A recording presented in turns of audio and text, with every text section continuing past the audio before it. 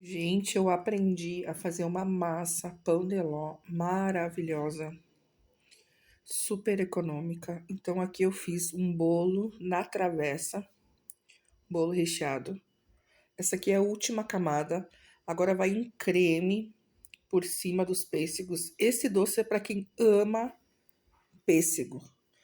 Não é aqueles pêssego pequenininho, picadinho, bem miudinho para render. Não. Aqui foi uma lata de pêssego. Não sei quantos quilos vai dar.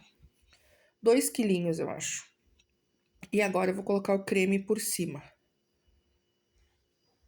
Esse creme maravilhoso, feito com nata, com leite condensado, com creme de leite.